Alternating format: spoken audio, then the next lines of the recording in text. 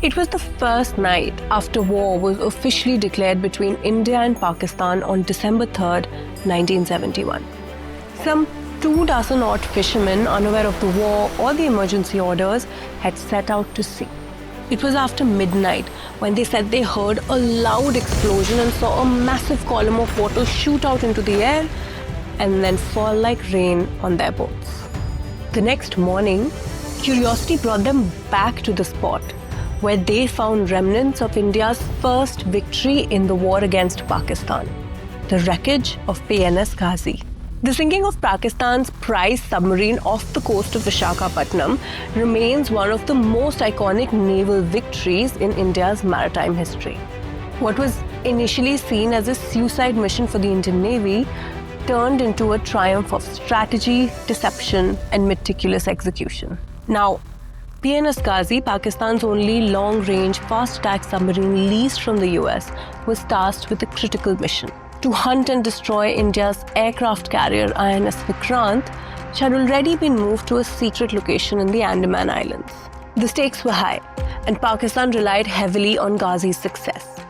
But Indian naval intelligence intercepted signals which revealed Pakistan's plans to them. As Ghazi prowled the waters between Chennai and Vizag, the Indian Navy used a very clever decoy strategy.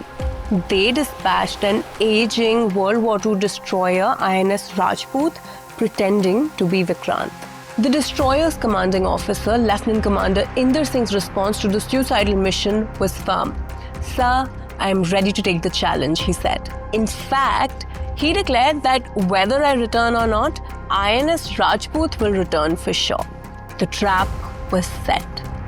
Singh then sailed 160 miles out of Visakhapatnam harbour and generated heavy wireless traffic to give Ghazi the impression that Vikrant was close by. Within hours, they intercepted the frequency of PNS Ghazi coming with home target torpedoes and fired 2 depth charges from the ship. Moments later, there was a series of massive underwater explosions, sending shockwaves through the water. 2 days later, divers from INS Akshay were sent to investigate, and they discovered the wreckage of a submarine, which was later confirmed to be PNS Ghazi. Now, there are 2 versions of what actually happened that night. The Indian version is that the INS Rajput's depth charges struck the submarine, and then the shockwaves spread to the compartment where the mines and torpedoes were stored, causing a massive explosion. Or the depth charges might have triggered a mine that was kept in a ready state near the torpedo tube. The Pakistani version, however, is that Ghazi might have misjudged her position and then doubled back into her own minefield, accidentally detonating them.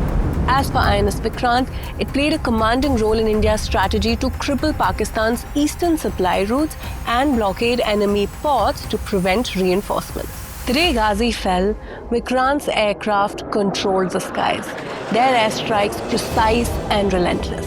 The multiple waves of attacks tripled Pakistan's ability to move supplies, troops, and equipment. Chittagong port was rendered inoperable, while the bombardment of Cox's Bazar destroyed Pakistan's fallback supply lines. What the strikes also did was isolate Pakistan's eastern command, disrupting troop movements, supply chains, and morale.